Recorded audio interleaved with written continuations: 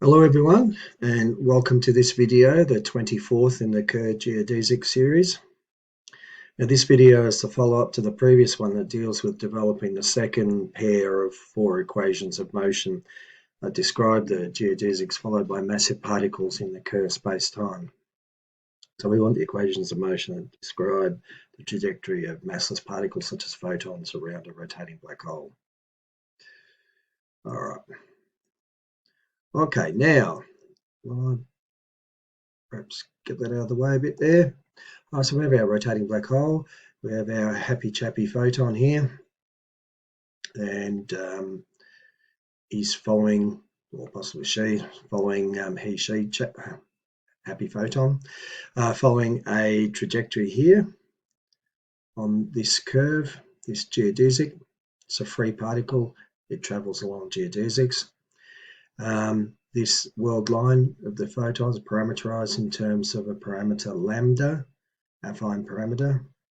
We can rescale it, multiply it by a constant, add or subtract a constant to it. We can rescale it as we like.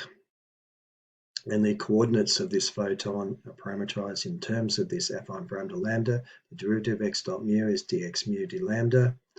And the components of the four velocities ct dot, r dot, theta dot, phi dot. In the last video, the one just prior to this, we found expressions for ct dot, phi dot. The purpose of this video is to find expressions using, develop the Carter constant along the way, and find expressions using that Carter constant for r dot and theta dot. At every point along this curve, along this geodesic, there is a tangent to the curve. There are the four velocity, the four wave vector, which I'll talk about later down here, the four momentum. All right, these are tangent to the curve at all points, and at each point on the curve, they exist in a separate vector space, a separate unique vector space. Every point has its separate distinct vector space all along here. These vectors u and p, just as in the previous video, they are parallel to each other. They are multiples of each other. As a result of being parallel to each other, they are multiples of each other. They are null vectors, as shown in the previous video. They are null vectors, which tells us that this is a null curve. So photons travel on null curves, and free photons travel on null geodesics. Momentum, for momentum, we represent as components p mu and expand in terms of the basis vectors e subscript mu. The components of p mu are generally, when we're particularly more familiar, we're seeing when dealing with particles with mass, we're familiar seeing them in this form. But they can also be for massless particles represented this way as too. But it's more usual to talk in terms of the four wave vector k and the energy of the photon, which is h bar omega, the reduced Planck constant, which is just h over 2 pi. This h here over 2 pi is h bar. Omega is the angular frequency. It's the radians per second, usually. Radians per second. Now, the energy of a photon can be expressed as h bar omega, or just h times the oscillation frequency. That's the number of cycles per second measured in hertz.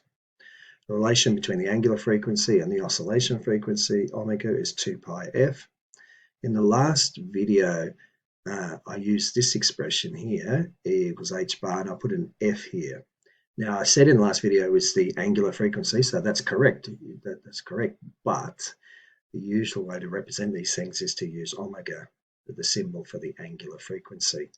And I didn't do that in the last video. So I just feel, while not wrong, the usual practice is to use the omega symbol to differentiate the angular frequency from the oscillation frequency f. All right, so the energy of the photon either way is h bar omega or hf. The relation between omega and f is here, okay? The form momentum of the photon can be represented as h bar, the four wave vector k, which I showed you in the last video, is a null vector. The components are p mu is h bar k mu, because h times omega on c, and then the three wave vector is here, k1, k2, k3. All right. The point is whether we represent it this way or this way, we can use lambda here. We can rescale the coordinates, and we can represent the 4 vector for a massless particle as x dot mu e mu. Even though that looks like the 4 velocity, okay, we know that we can rescale the x coordinates to make these larger or smaller. So we can change the magnitude of this vector. So we can turn this by rescaling the coordinates into this. Remember, they are parallel to each other. At each point on the curve, they are tangent to the curve. At each point on the null geodesic, they are tangent to it. They have magnitude 0. They are parallel to each other. They're just multiples of each other. So we can rescale these coordinates to give us the form momentum of the massless particles such as a photon. I've mentioned that in previous videos, but I just thought I'd go through it again. But anyway, there's how you can represent at each point its trajectory. You can, existing in its own vector space, you can use this form momentum form here. All right. Next bit. Now we want to find the equations of motion, so I'll just hide that. I want to find the equations of motion. So we're going to start with the Hamiltonian and the Lagrangian. We'll develop some expressions there that will help us find the Carter constant, and then that will help us from there find the equations of motion. And we have to find 2 more for r dot and theta dot, and then we can add that result to the result of the previous video, and we'll have the 4 equations in the 4 unknowns. Okay, so the Hamiltonian here is a function of the coordinates x mu, the derivatives of the coordinates with respect to the parameter lambda and lambda itself, okay? And it has this form like this. Here's the Lagrangian. And so this can be written as this. Remember, as I said, because p subscript mu can be g mu nu this, okay? And so on, okay? Now, for a free particle, we only have this part of the Lagrangian to consider. It's a free particle. Same with the particles with mass. We use this form for the Lagrangian for a free particle. There's no potential part. So the Hamiltonian now becomes this minus this. And we've agreed the Lagrangian is this. So this minus this gives us this, which is identical to the Lagrangian for a free particle. So Hamiltonian becomes this, as we found up here, Lagrangian. And we can rewrite that in terms of the form momentum components here. Remember, we agreed on this. Okay, which can be written like this, is Lagrangian. Now, contracting that under the metric, we can get the H scalar, Hamiltonian scalar is this. Contracting that, we just get the 4 velocity for photon, massless particle, we know that's 0. So the Hamiltonian scalar produced by contracting these components is 0. All right, next bit. Here we go. Now, next step, form the Hamilton-Jacobi equation, gives us this form, the Hamiltonian plus this unknown expression S, ds d lambda. Combine these is 0. Okay, we need to solve for this S here, and this will help us greatly. We're going to posit the form or suggest the form of S shortly, but for the moment, Hamilton-Jacobi has this form. Now, ds d lambda, well, chain rule will give us ds dx mu, the coordinates x mu, times dx mu d lambda. Now we know this part here, dx mu d lambda is x dot mu, as we saw on the first slide. And that can be written in terms of the inverse metric g mu nu of the covariant component of form momentum. So h plus ds dx mu d lambda is h plus dx mu times x dot mu is h plus dx mu, and where x dot is, we're going to substitute that in. That's all equal to 0. We know that h scalar is 0. So 0 plus this is equal to 0. So that implies that ds dx mu is p subscript mu. All right. Because remember, g mu nu, p mu together will give us 0 anyway. All right. When it's a null vector. P, the form momentum for a massless particle, is a null vector. So when we contract under the metric, that'll be 0. So P mu is just this. I don't know why I rewrote that like that, but I don't know, whatever. I did. It makes me happy, I guess. So we get the Hamiltonian plus dst lambda is 0 plus this expression here. Notice we do have the half in there, but you'll see that it is redundant as soon as we start to write this out, because we can multiply through by 2 and that disappears. So I might as well just have written G mu, P nu is 0. Okay. So let's expand this out. So we have 0 plus, we have the 0 plus, and then all the metric terms, inverse metric terms, GTT, GT phi, G phi t, G phi phi, GRR, G theta theta, and their form momentum corresponding components equals 0. Well, let's multiply through by 2, and that half will disappear. As I said earlier, it's redundant. So here it is again, GTT. Here are the form momentum components. Okay, just remember these two are the same. Remember the cross term in the metric there, same with the inverse. These two are going to be the same as each other. Expand all those out. All right, let's move on. Next bit. So the constants we have so far, H is 0. Hamiltonian scalar here. C pt is minus E. P phi is H. Remember, H is the component of form momentum, the angular momentum component of form momentum about the axis rotation. It's the component of angular momentum, about the vertical axis, about the axis of rotation of the black hole. So imagine a plane perpendicular to the axis of rotation, and the momentum in that plane there is conserved. All right, the energy of the particle on its trajectory is conserved. H is 0. Now, we have 3 constants, but 4 equations.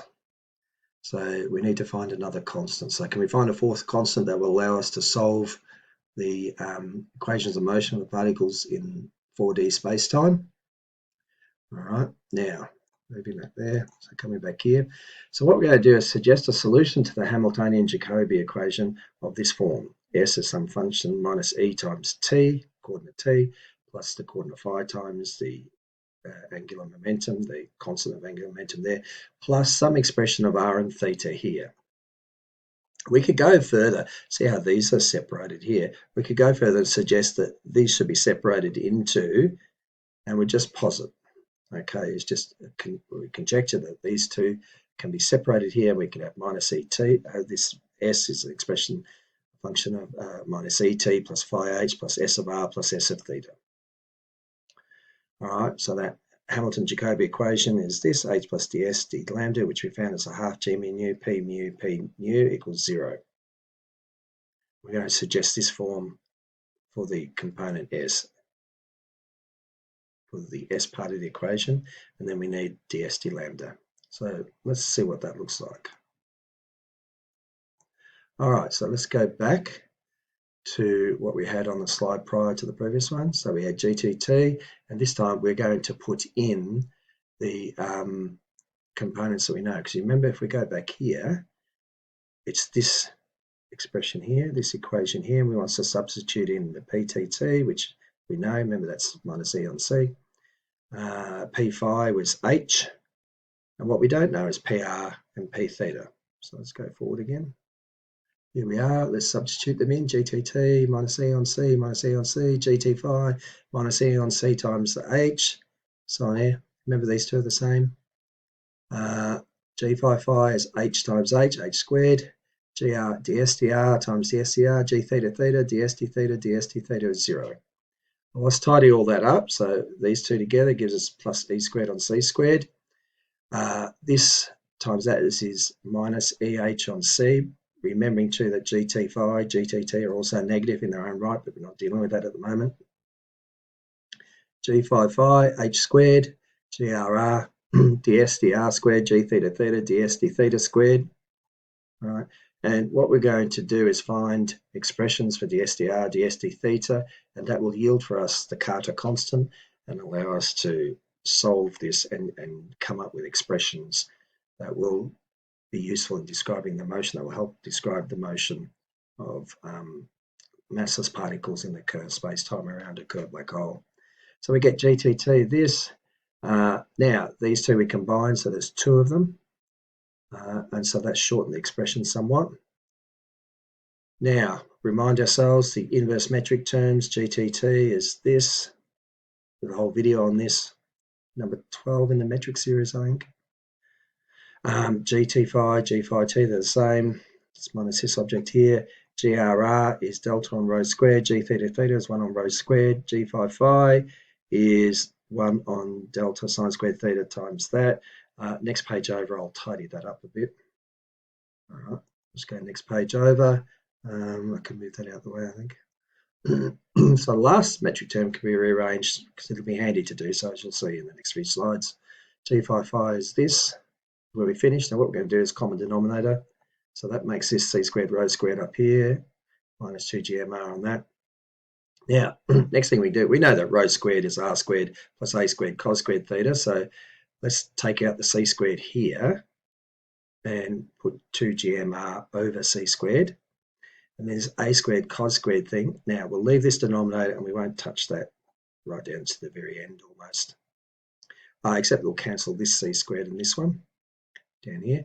So when we do that, we're left with here r squared, and here we'll get rid of this cos squared theta and use the identity 1 minus the trig identity 1 minus sine squared theta. Put that in there. So we have a squared minus a squared sine squared theta minus this object over denominator. Let's collect first, second, and fourth terms here. R squared plus a squared minus 2gmr on c, which is an identity in itself, minus a squared sine squared theta. So that becomes delta. You're all from watching these videos, you'll know what that is. Minus a squared sine squared theta all over the denominator. Okay, and so we can read g phi phi in terms of this. All right, that's going to help us coming up shortly. Okay, so let's go back to where we ended up with our expression. We expanded this out, substituted in what we know so far. Now, next process on the very next slide is immediately we'll start substituting in the inverse metric terms here, here, here, here, and here. So the expression is going to get a bit longer. Okay, here we are.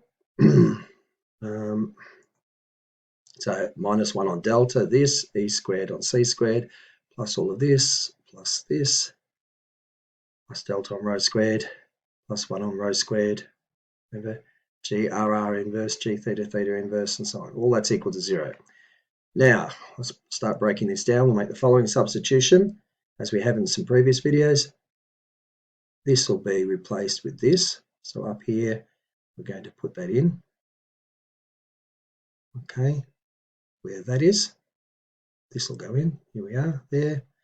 Keep everything else the same. We've got all that. Now, notice here, we've got 1 on rho squared, 1 on rho squared, 1 on rho squared, 1 on rho squared, 1 on rho squared. So let's multiply through by rho squared because it's all equal to 0. So let's just multiply through by rho squared and eliminate that.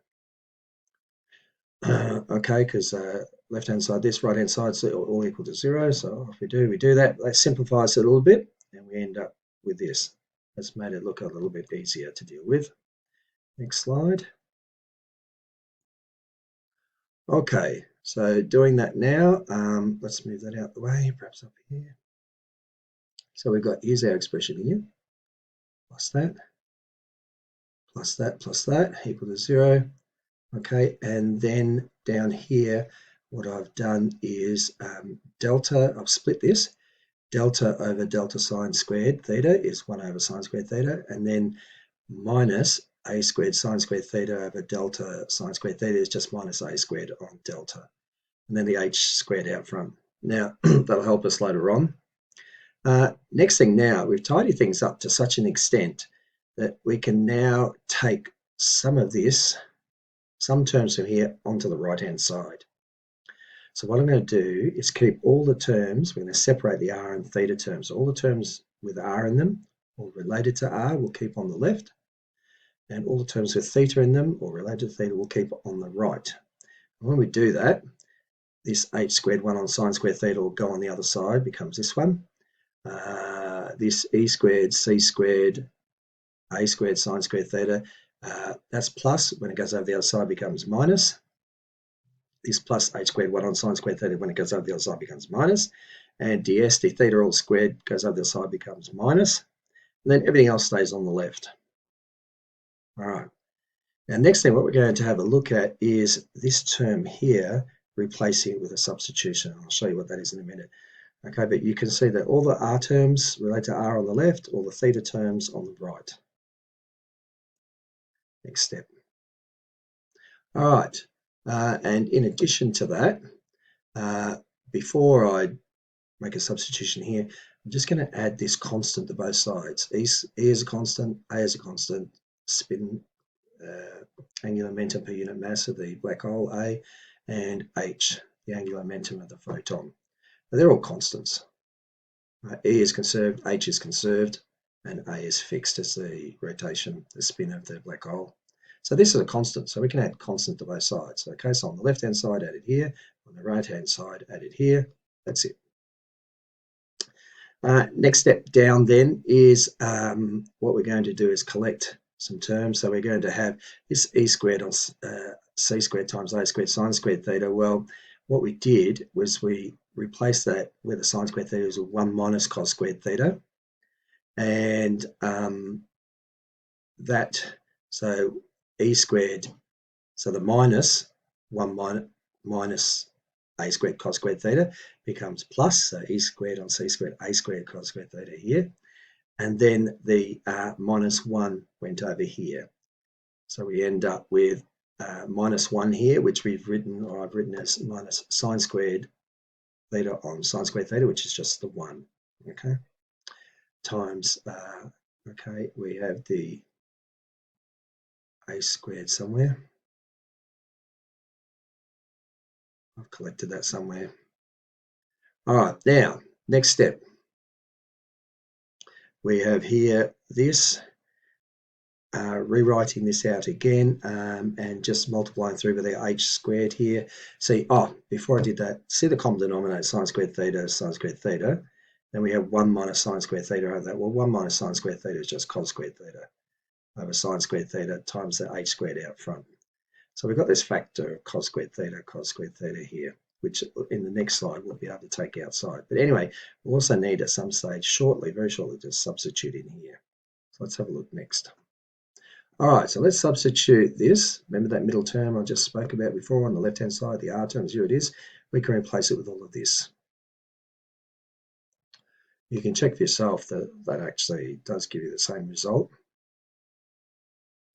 All right, next bit. Delta, yeah, so left-hand side, all the r terms here. And here, this has gone in here, whereas before it was here on the previous slide. We had this in here. And now we replaced it with this. And it goes there, plus that there. Okay, we haven't touched the right-hand side, the theta side here. Next stage over is to have a look. Can we factorize anything in here? We've got a delta here, a delta here, a delta here. They look like they could go together. So we could have, say, 1 on delta here, and then we could have this minus this all squared. Now, if I square that out, I get e squared on c squared times a squared plus r squared all squared over a delta. There's a minus out front, so that works because you square that, that's positive, times it by negative 1 on delta, you're going to get this. Next one, then we want 2 times all of that, 2 times that, times 1 on delta, and that gives us this. But there's a minus out front, so that makes it plus. Remember that, the minus here. This will be minus here when you expand that out, but then there's a minus out here, and that makes it plus, so that works. And then plus a squared h squared on delta, but there's a minus out front, so that becomes minus a squared on delta h squared, so that works. And then we're left with just this minus 2aeh on c, that one there, plus that constant term. Now, on the theta side, nothing's changed. All right. But on the r side, the left-hand side, we're going to look at combining this and this into a single expression. And when we do that, we get ea on c minus h all squared. So if you would expand that out, you'd have e squared, a squared on c squared. E squared A squared on C squared minus 2 times all of that. So there you go, minus 2 times all of that, which is 2A EH on C, and then plus H squared, plus H squared. So that works. So we've compacted the left side even more. Okay, next step will be to look at the other, to keep, what we're going to do next slide is I'm just going to work on the left-hand side for a little bit. I think that's what I'm doing next. Okay, so rewriting the whole thing again, removing that, rewriting the whole thing. Here's what we have on the left-hand side. Here's what we have on the right side, except that I've just factorized the cos squared out of there, factored the cos squared out. Now, notice the left-hand side does not depend on theta, and the right-hand side does not depend on r. And that's true all along the geodesic. So all along the particle's geodesic, this left-hand side, which has no theta terms in it, is equal to the right-hand side, which has no r terms into it. How can that be? Well, it can be if both sides equal the same constant, then it can work. Okay, we'll call this constant capital C. So we'll take the left-hand side, and just for argument's sake, in hindsight, it works out to put minus C here. Just works out conveniently. Okay, so we'll do that. So we'll take the left-hand side, equal to minus C. What we'll do is the second and third terms on the left-hand side, we'll take them over the right-hand side. So we have delta ds dr all squared is minus C, minus that, plus all of that on the right-hand side. So multiply both sides by delta. So delta squared ds dr all squared is delta times this. And delta times 1 and delta cancel, so we're just left with this. Okay, so there's our right-hand side. This C is called the Carter constant. It's the fourth constant we were looking for. And you'll see how we start to tie it all together now. All right, next bit. So delta squared ds dr all squared is this. Just reminding you again. And we'll give that a name on the right-hand side. Instead of leaving it like that, we'll just call it capital R. Is equal to all that. And so delta squared ds dr all squared is r. That implies that ds dr all squared is r on delta squared. That implies ds dr is plus or minus square root r on delta. And the plus or minus refers to direction, outwards plus, inwards minus. Now, let's have a look at what we have for the right-hand side of the earlier equation, the theta term. So we have minus ds d theta plus all squared, sorry, plus cos squared of this bit here. This is also equal to minus c. So multiply through by minus 1, we get this. And then what we can do is ds d theta all squared is equal to the Carter constant C plus this second term here. Take it on the other side. And for whatever reason, I've just repeated myself here. Just one of those things. You don't really notice it till you're making the video. But anyway, so ds d theta all squared is that. So that means that ds d theta, just repeating myself again, so we'll give the right-hand side a name capital theta is equal to C plus all of that. And so ds d theta all squared is equal to capital theta. That implies ds d theta is plus or minus the square root of capital theta.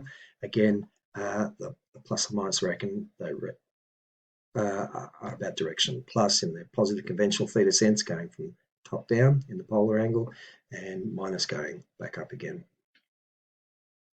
Now the solution to the Hamilton-Jacobi equation is S equals minus ET plus phi h plus S of R, some function of R, plus S, some function of theta. And so we have minus ET phi h plus the integral square root R on delta, plus the integral square root capital theta d theta. Okay. Now from an earlier side, ds dx mu equals p subscript mu, the covariant component of the form momentum of the massless particle. So p subscript mu, and that implies that, well, I'm just unnecessarily repeating myself, but p mu is ds dx mu, and x dot mu equals g mu nu, the inverse metric times p nu term. All right, so just reminding ourselves of that from the earlier slide. So next slide, for massless particles, use x dot mu, of course, repeating myself again, or p nu is gx mu x dot mu. All right, and move that out of the way. So what we have is r dot is the inverse metric term GRR of PR, remember, coming from here. Now GRR is delta on rho squared, that inverse metric term. PR is DSDR, as we saw just on the previous slide where I repeated myself. And so that's plus or minus delta on rho squared times square root r on delta, or plus or minus square root r on rho squared. Why don't we multiply both sides by rho squared? So we get rho squared r dot equals plus or minus the square root of capital R. Nice form. So that's for the r dot term. We'll do a similar thing now for the theta dot term. Theta dot term is g theta theta p subscript theta, remember from here. That's g theta theta, inverse metric term is 1 on rho squared, p theta is dsd theta, so plus or minus 1 on rho squared square root capital theta, plus or minus square root capital theta on rho squared, or rho squared theta dot is plus or minus square root of capital theta, so nice compact form. Okay, and they were that's the second of the two equations we're looking for. Remember, capital R was all this, capital theta was this. All right. Next slide. Okay, so what we found now between this video and the previous video just prior to this, so this is number 24, previous one's number 23, we've got rho squared CT dot is this, and phi dot, rho squared phi dot from the previous video, this one, and then in this video we found these two. Okay, and capital R is this, capital phi is this. Now we can't solve these explicitly for T, R, theta, phi. CT dot is a function of R and theta, as is, and R dot is a function here of R and the other constants we know, and theta dot is a function here of theta, but phi dot is a function of R and theta. It's not possible to explicitly solve for those. Remember, these CT dot, R dot, theta dot, phi dot are the components of the tangent vector. But we could solve this numerically for R, T, theta, phi, and plot them. Okay, so what we're doing is here is these results can be used to numerically plot the motion of massless particles. So remember these results here. I won't repeat R and capital theta, but remember this. We solve these numerically and then we could plot them. And in some sort of plotting package. So just remember for massless particles, F dot mu, G mu nu, P nu, and so on, this bit here. So our photon here, we have found expressions for T dot, R dot, theta dot, phi dot. Here they are. I'll color that. But if we wanted to plot this, I mean, we could plot the tangent vectors, that's true. But if we wanted to plot these, we'd need to numerically solve this system of equations here, and then plot the numerical results would help us. And then we could plot the geodesics followed by photons, given some initial conditions. Okay, so that's we've achieved our goal today. Here's the 4 equations. And in some other videos, there's a group of researchers who published a paper recently, and they produced a Mathematica notebook for plotting these, and it's absolutely wonderful. They've done a fantastic job, and I've shown you some of the plots, just amazing. And it's, you know, if you've got Mathematica, you can plot it. You could plot it in some other package too, but it's just wonderful. And I may look at one more video involving plotting photons, the geodesics followed by photons. All right, I think that's it for now. We're done. Thank you very much for watching. I know it's a little bit of a longer video. Thank you for your patience and so on. I hope it helps. And I'll see you in the next video then. All right, thank you again. Bye.